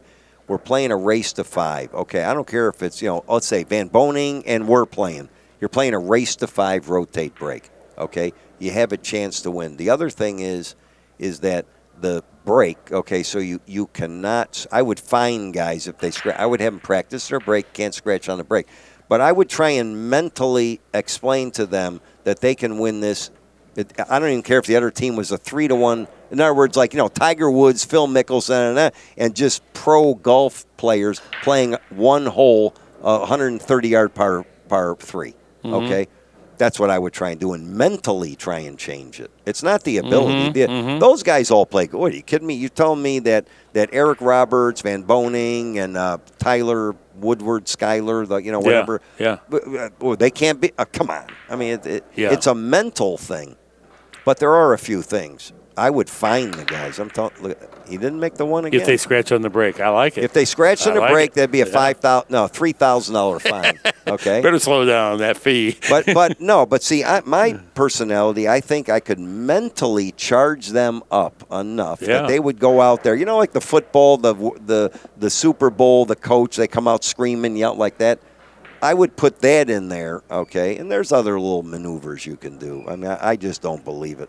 I mean, the Americans. Now I'm gonna. You don't want me to do the Americans. What's the record? It's 16-14, or there's a tie in there somewhere. Yeah, but it's still roughly 16-14. Yeah, but in the last so many years, the Americans have not won, right? We were 10-2 at one point. Right. And now it's like 16-14 them. So we've won 4 and they've won 14 or something. Oh, we've won 4 and they've won 14. Well, that's not good. Okay. Something hideous like that. Well, let's see. I think it's a mental thing, and I Maybe think 12. I would love to be a captain or a co-captain because I think I could pump the guys to a degree where they would think they're supposed to win. I mean, that's all it boils down to, the mind. The ability, forget that, and a few other little minor things. There's some things out there. No, I think you're right. I mean, I would like to try it. I can't believe I've never even been considered to be on that or something. You know what I mean? I mean, I have a tremendous experience under these conditions. I mean, nobody's played more finals than me, I don't believe. And, you learn things, little things, So you're out there, Mosconi. Here I am. It's Mike Sigel. Mike Sigel. It's MikeSiegelPool@gmail.com. Of course, I don't think they could afford me, but I may make an exception for that. I would love to be a co-captain or captain, I'll tell you the truth. It is a pretty dynamic thing. It's a career-defining type of deal. Well, he made a good shot here. So look at that shot. Side rail, nice. end rail. Hit it about as good as you can hit it. That was a great shot. I mean, the camera was in his body. We're talking something else, but that was a great shot. Yeah, it's not, well, of course, Nick was captain. He used to try and get me, I started making cues. He called me, Mike, playing a Mosconi. I would have been a great Mosconi Cup player. I think the energy and all that. However, I was just doing too well. And, you got to practice, play, compete, not just jump up there. So I couldn't take the time off to do that. But when Nick was captain, it was like, they were, Nick's a great player and captain, but they had a huge advantage in those days. Then the Europeans came around. I kept saying one day, and sure enough, nice shot. Watch it. Whoa. Oh, beautiful. Beautiful. Boy, he hit that. So, yeah. But I'd like to see you get a chance at some point. I wouldn't mind doing that. I mean, a fresh. A start. fresh. Yes. If we win, then good. But there you go. If we don't win, then I honestly believe that I could talk with the guys, and as the thing went on, I could pump them up enough where we could win. In my heart, I really believe. If I didn't believe that, I don't care, and I don't even care about the money. So that's not even the point. It's America Yeah, I mean, you know, we're America. Hey, we just want to win. well, I mean, we want to make it a contest anyway. I mean, in that environment, I've been. I'm sure you've been. I've been to a bunch of them, like in Vegas, not in Europe. It's different. It's the most fun. I mean, it's a real pool, and there's the audience is into it, and the players get a little spooked by it. But you're guaranteed prize money. How much pressure really is there? It's only mental, and if you don't have a big crowd, you can't have a big prize fund. So you better get used to it. Imagine Major League Baseball with nobody there. Well, here's the other thing. Here's the other thing. There's a couple little things that I would have to negotiate. Number one, I think the pockets are like 4-inch, right? Not 4 1/4. Yeah, I think they went to 4 inches. Okay, 4 inches. New cloth. Well, I'm going to tell you right now that definitely favors the Europeans because a lot of the Europeans have that snooker background. So pocketing balls on a 4-inch pocket to them is easier than an American. So right away, I would try and change that. I mean, who said they have to? You know, hey, we also want to help make the rules. I would finesse some of the rules a little bit. I think that's a big advantage for Europeans because they're snooker players. They pocket balls incredible. And on a smaller pocket, they're going to perform better. Americans aren't used to playing a 4-inch pocket. You know, our stroke is more make the ball position, and it's more of a get away from your body. You look at someone like Allison Fisher.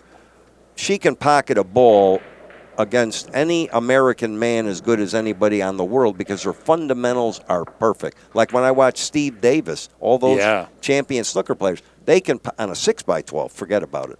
But Americans don't play that way. Our style is totally different. Yeah. All right, here we go. One on the side. He's got this, he's almost corner hooked.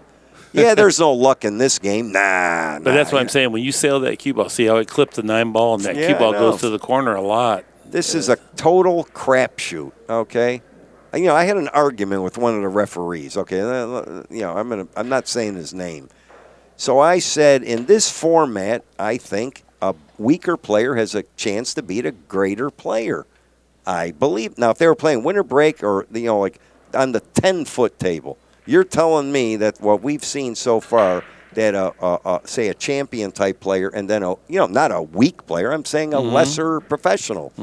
But I think it's pretty even because look what I'm watching here. No one's running 4, 5, 6, 7 racks. You can't catch up. Each guy is at the table almost every game. Yes. So, I mean, if I'm playing somebody, I don't want him at the table every game. I want him to be sitting in the chair like a mouse. Well, there you go. So I don't know if I'm wrong, but I'm pretty sure I'm not. So, you know, the rotate break, the 1 on the side, the 9 on the spot, I think they're going the wrong direction. That's just my opinion. I mean, I'm watching this with fresh eyes. You know, that's all. So you rule makers out there, let's figure something out here. Let's see what he does here. Look at this guy. What a shot. He shoots so straight. No, he's playing for the 3-5 combination. I mean, on top of that. Yeah. 3-4. So, I mean, come on. And this is not easy, or he may play safe. I don't know if he's going to. This is risky. It lays good if the cue ball was dead in line with the 3. Yeah. But now he's got to cut it. I mean, I'm looking at this. They're a solid 2 diamonds apart. A diamond from the pocket. I mean, he's looking. This is a crucial game. 6-5. I mean, I don't know. He's got a good save. Cut the 3 to the rail, go up table. He's dead. The 3 go under the 8, 9. See, that's the smart shot. But let's see what he does. I'm either right or wrong here. It's how you feel. It's almost like he's betting the set on this man. Made it like a hanger. Okay, wow. so that was an easy shot, I guess. Wow, that was a beautiful shot. Beautiful shot. Yeah, that was as tough as the first ball that he made. That was if we get the replay on that, that was extremely difficult, but he made it look easy. He made it look easy. How do you like that? Boy, that was good. Okay. Watch it.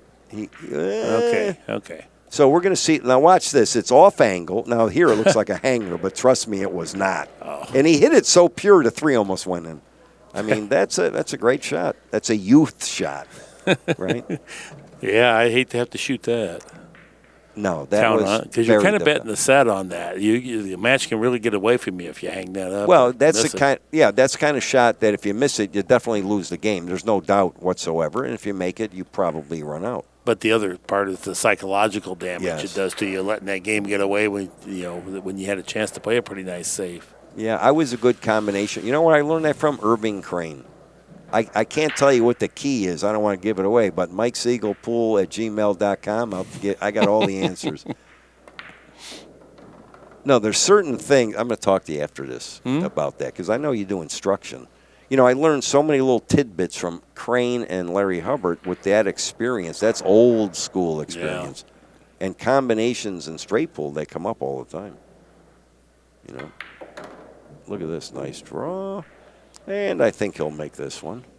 A lot of people do not know what a tough-minded, great competitor Larry Hubbard was. Oh, the Iceman. He's the real Iceman. They say, I always pronounce his name wrong. Immonen. Okay, well, Larry Hubbard was the real Iceman. No. I went on the road with Larry gambling high, case money. He looked awkward. His hand was underneath, but he was, in my opinion, at least one of the top 3 pressure situation players ever, not even close. Forget about it. I mean, you could just, if he had the toughest shot in the world and you were betting all your house, you could just walk away and whistle. Oh, this is in. I mean, he's saying me. He was. A lot of people say me, under a tough situation. But Larry, my God, I went on the road with him. He played Bob Osborne. I remember 300 a game in Dayton, Ohio. And Larry had these shots like he had to just roll it, bunt it straight, long, those kind of shots. And I'm thinking, oh, my God. Larry was, a little older than me then. Yeah. He struggled and looked and stroked and, sweating, went in every time. Like Lassiter, same kind of an idea. No, Larry was tough. Tough. He won a People lot don't know. Great. Played every game. Bar table, straight I pool. saw him play King Kong. Yeah, every game. He was a great straight pool player. His breaking 9-ball was not as good as he would have liked it, but he won a lot of 9-ball tournaments. He won a lot of tournaments. Yep. He played pretty good one pocket. I'd say he was up there, in the one pocket. I'd say good. Look at these scratch. That's what happens. You glided to that 9. That's why I'm saying that. I think it almost cheapens the sport. I don't like this. Play the cut break all the time from the rules. So. And there's no power. I was getting used to watching the 10-ball. These guys are crushing them. So watch this. He's going to break the balls. He gets kissed off the 9, back and forth, right in the side pocket. The 1 didn't go in. Of course, he made a few. Again, okay, who's ever making the rules, I mean, I wish they would really look at this differently, because, no, really. I don't think it's good for the fans. They don't identify with these rules because they don't play these rules. I think we should play rules that, and plus it's alternate the break, so if you can make the wing ball, I can make the wing ball. All they got to do is put the 1 a hair above the spot, like, when you rack them. The 1 doesn't have to go in the center of the spot. It can be at the upper part of the spot. The spot is, an inch and a half around. You put them a hair up on the spot, break out in the middle of the table, and hit them as hard as you can. That's what they're supposed to do. At least that. Now you got power back in the game, and you're not playing a dead shot every time. Everybody's playing a 1 on the side. It's corny. I mean, what's the difference between a 1 on the side and a corner ball? Now, a corner ball, you got to hit hard to make. Okay, once the side rail break, Earl brought that in. I never broke good from the side rail. I think it again. You have to break out in the middle of the table, hit them as hard as you can, and hope something goes in. That's all. I don't care how they can put the 9 in the spot. They can put the end ball on the spot. I don't care. But you can't do this technical thing. Okay, he didn't. Oh, he's playing the 4. Well, this is a little tricky here now. See where he got on that ball? I wasn't paying attention, but this is not auto. He's going to draw back and forth, I'm pretty sure, get above the 5. So he's going to draw it like towards the 8, in between the 8 and the side pocket, and go back on the side rail where the 5 is. Pretty sure. Yep. Very good. Perfect. Perfect. Again, we got the perfection, yes. And let's see now. Oh, see where he landed? If he follows down, it looks like he's going to run right into the 7. So he may have to adjust the line of the cue ball with his stroke. Let's see what he does here. I don't know if the 7 goes by. It looks like he's might slide over. The 7 hard. must go because he didn't even fool with looking at it. Yeah, but he popped it over hard. But look where he landed. See, he tried to pop it over hard, but he stopped a little shorter than he wanted. And I think part of it was he could have hit the pocket a little bit thinner than what that was. Right. I think he hit the pocket a little full. Yeah, if he'd have got dead straight in the 5, he would have followed down and played the 7 in the other corner. But obviously the 7 goes by the 9. I don't think he's going to play the billiard. He's going to cut the 7 in. Yeah, and this is a lot of times easier from where they're playing from where we're seeing it. They make him. See, that wasn't. Wow. Look at this. He's sold out again. And wow, he missed that by quite a bit. Well, let's watch this. I'm not sure the 7 even had a full pocket. Maybe not, because he missed it by quite a large amount. He cut it. He overcut it, which hit the 9. Yeah, he just overcut it. If he'd have cut it normal, it would have gone in. He just overcut it. That's unbelievable. He got funny on the 5. That's all it was. I might have followed down and hope I run into the 7. You know what I'm saying? That's the way it looked like it laid. I mean, how bad can that turn out, right? Yeah. I think I would have done that. Yeah, I think he didn't hit it hard enough, or he didn't get where he wanted. Well, now the score is going to be 8-5. That was a huge game. And they're playing identical pool, 8-26, 8-26, which is not, that's good.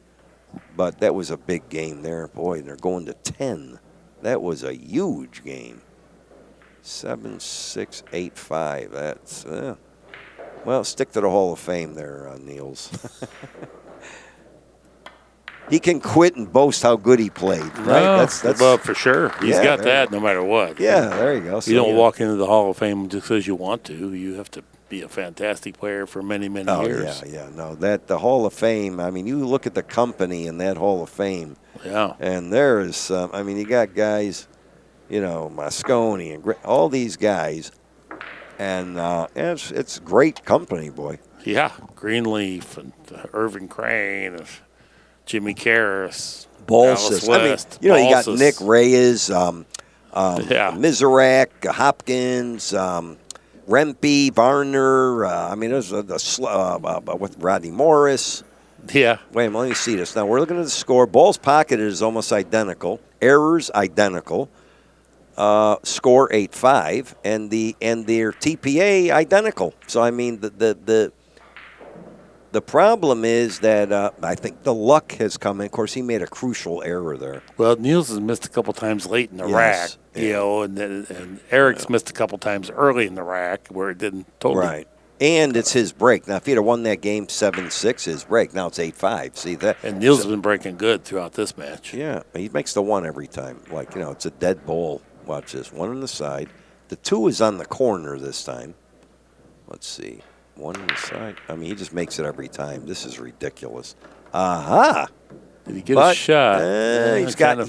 He can't reach it, and the 3 is right over the 2. Yeah. He can hit it, but even if he can cut it in with the bridge, it's going to be the cue ball is going to be going like a bullet. He can't. Watch the replay. 1 on the side like a bullet. Just every game. Every game, 1 on the side. This is starting to get crazy. The 2, I don't think he can make it. He's over the 3. He's looking for the bridge, though. Yeah, this is suicide if he tries to cut this in. Plus, he might hit the 3. Something might happen. I wouldn't do this. Too much risk. I would hit the 2, send it past the 9, up table, stick the cue ball. I think that's what he's going to do. Right? Once you hit the 2, it goes above the 9. Short side, up there, and just stick behind the 6. I like that over cut it in.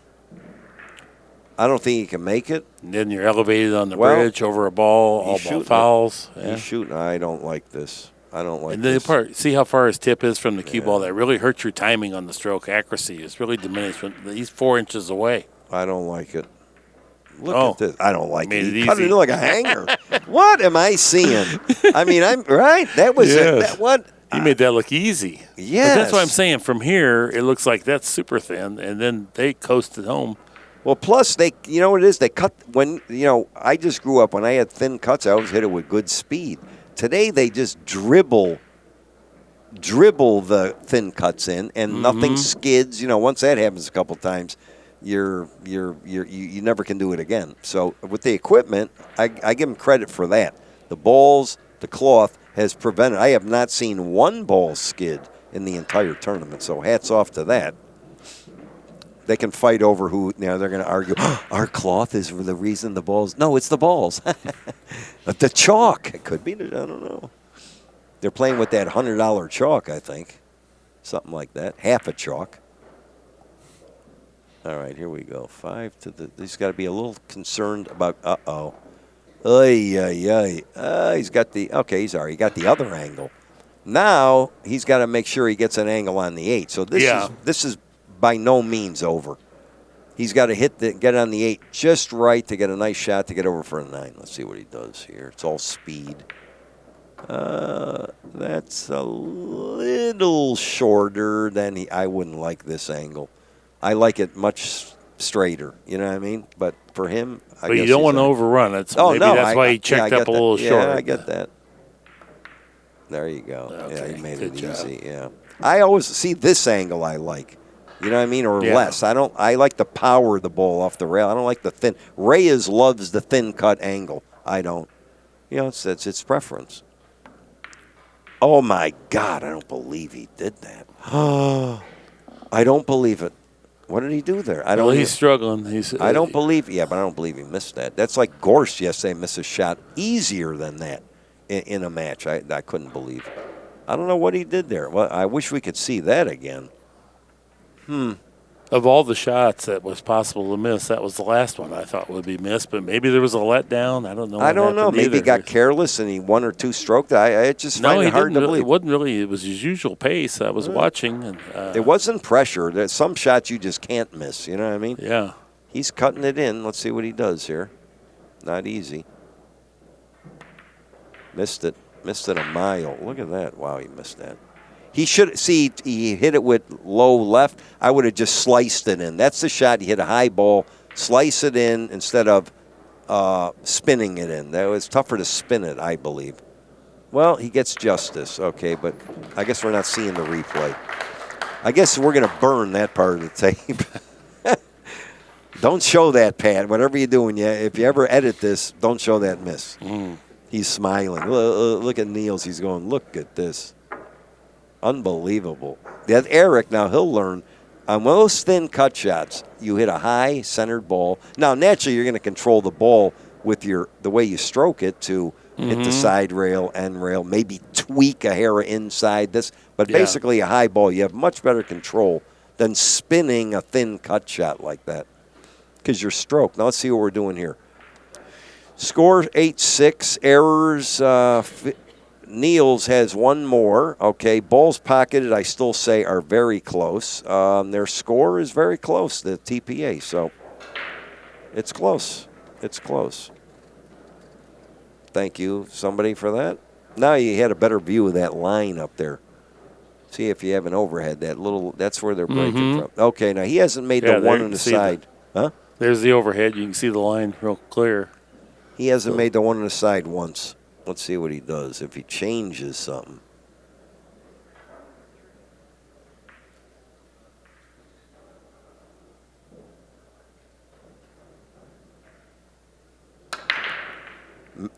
Almost made it. He keeps hitting it exactly in the same spot.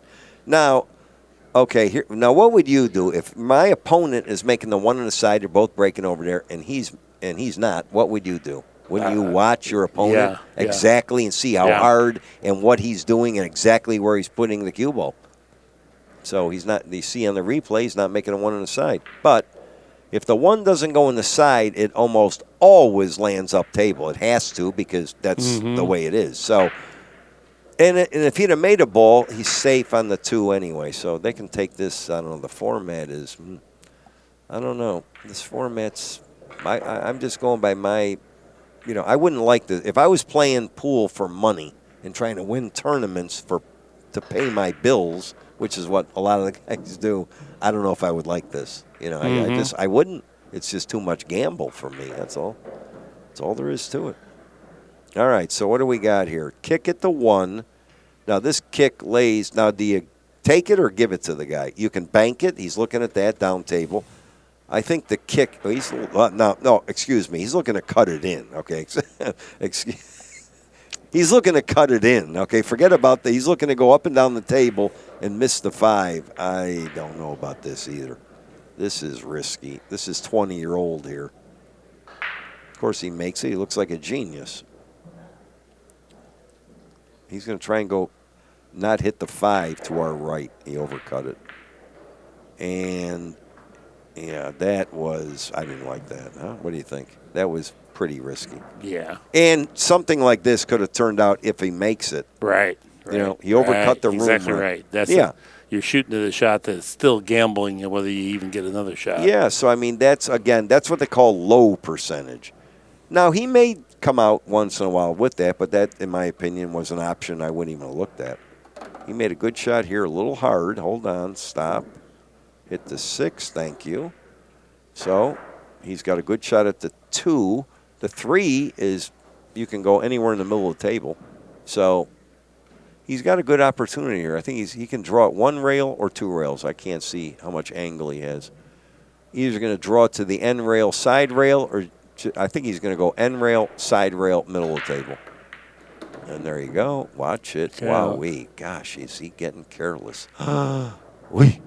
Usually you take that side pocket out of there altogether by making sure that you get to the side rail. And I think he also wanted to. He might have mishit it. Yeah, he didn't draw it enough, or if he was trying to go 1 rail, you don't spin it that much. Right. It's one of the two. So, and we usually like to go 2 rails at that route Right. because it gives you your cue ball coming at your target. yeah, but he had to hit way above the side. He just let up on that, or 1 rail down with no spin. But look at this. Oh, my God. Boy, he's weak, I think. I don't know. What is he thinking of? Look where again, the shallow angle. You have to make sure you get either straight or above the 5. You never play under the angle.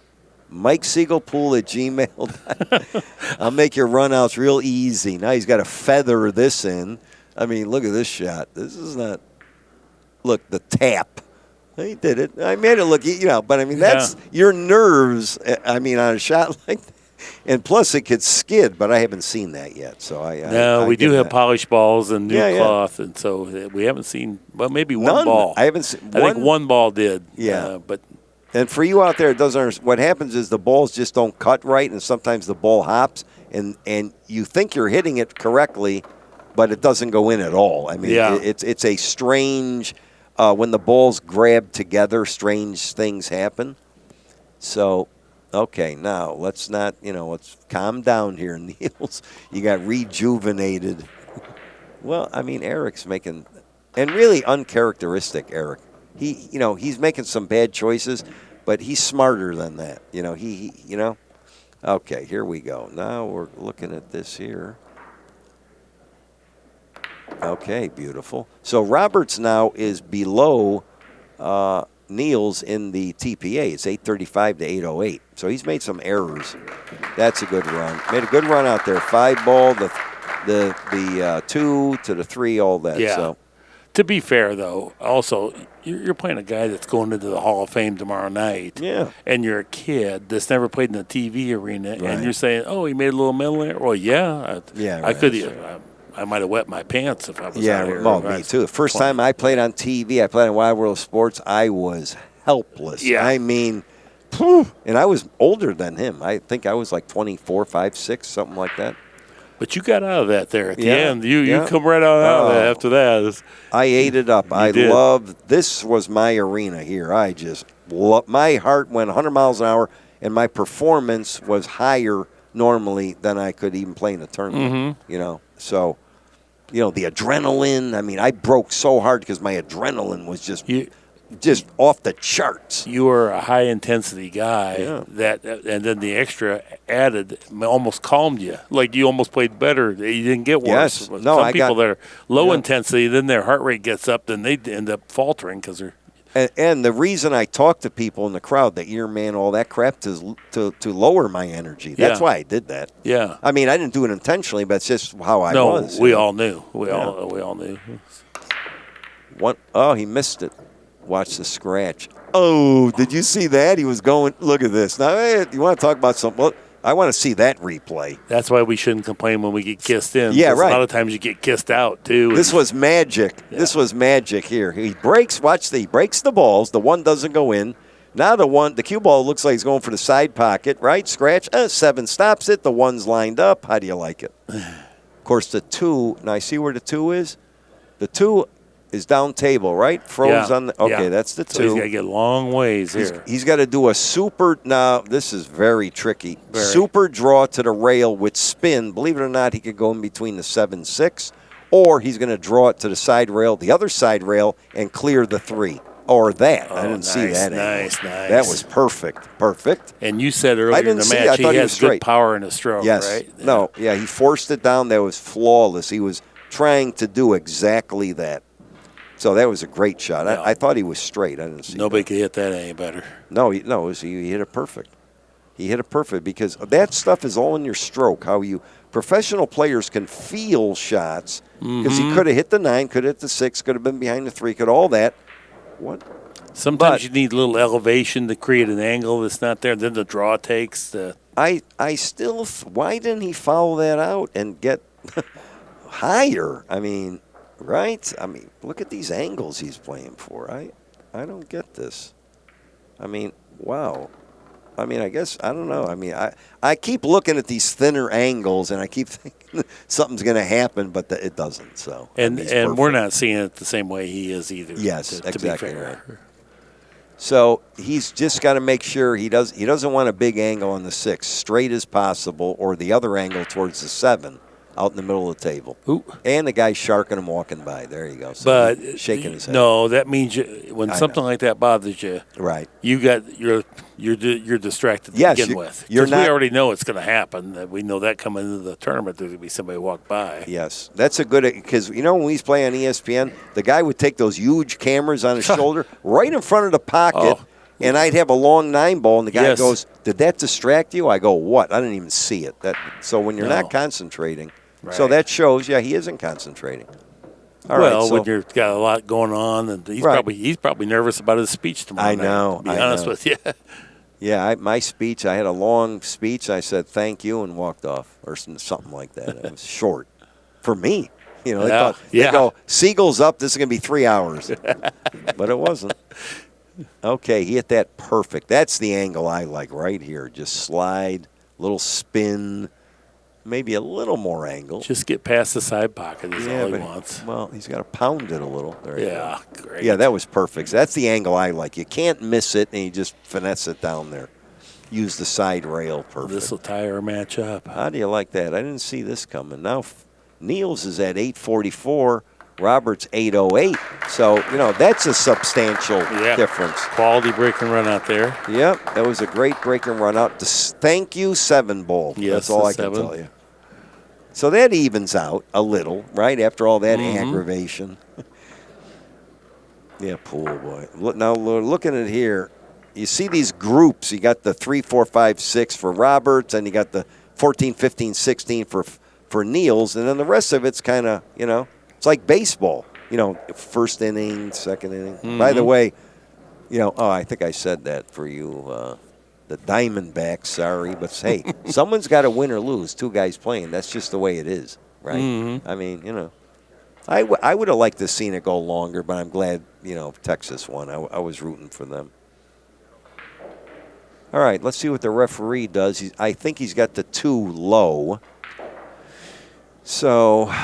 If you were right now an Eric Roberts coach, what would you be telling him? I would say watch the break and do the same thing he's doing. He's either hitting him. I'm not focused enough watching what he has to do. Yeah. In other words, I would say you got to hit him a little harder. You got to hit him a little lower. You got to hit him a little different angle. Yeah. I'm not focused down there watching exactly. But my point is, if you were devoted to that, boy, you'd be a heck of an asset for a kid like this. Yes. Yeah. Oh, that's the same in the Moscone Cup. I'd see on the first break right away how to change it. That's the break. How big he ain't made the 1 yet. He made the 2. He made something. And he's got a shot. Look at this rack. This looks really strange. Look at that. I never seen this before. Look at that. The 1, he's got a good chance here. Very good chance. Made 2 balls on the break. He did hit him pretty square. Yeah, but for he's the cut playing break. He's playing for the 1. But look, we see the replay. 2 went in the side. 2 balls went in. He's got a good shot on the 1. He's got to hit this firm to hit it low. Now, he may just roll. I don't know what he's doing. You can either hit it high with left or low with right. I think he's hitting it high with left. Yeah, that's a shot. He missed it. Gosh, how could he do that? Well, you know what he had to do? If you hit that high with a little bit of left spin smooth, he would have gone right around the 3. Or you got to hit it real hard, draw a little bit to the right, and come towards the 8, in between the 8 and 4. He didn't shoot it the way he cinched it or tried to cinch it. That's all he did. That's inexperience because, again, you have to shoot a shot for what it's worth. You hit that with high inside English, the guy goes, I don't like that. Well, too bad. You have to shoot it that way. I mean, or hit it low hard and come across the table where it could jar. But he did in between. Even if he'd have made it, let's say, well, he doesn't have a shot. He wouldn't have had a shot shooting it that way. Niels will hit the 1 and probably stick right there behind the 3. I'm assuming. I mean, it's not. It's a little tricky. Unless it's double kiss zone. Yeah, if it's not double kiss zone. Otherwise, he's going to drag it over behind the. There you go. Or behind the 5-7, which I think is even better. He didn't quite get there. But he did great with the 1 ball. Yeah. That was the priority. He just didn't want to leave that 1 ball hanging out in case this happened. But if he'd have got him on the 7, it's hasta la vista again. So, what do you do here? Now, if you're really young, you just bank it in, high ball, come out in the middle. Yeah, that's hard for you. Honestly, this shot lays pretty good to hit just a high ball, bank it, and, I'm just saying. You see a lot of guys back cut this 1 over towards the 6 and bring the cue ball back down in the clutter there. That's the right shot, cut the 1 towards the 6. You got to hit a good ball. You got to hit a good ball for that. Well, he did hit a good ball. He hit it perfect.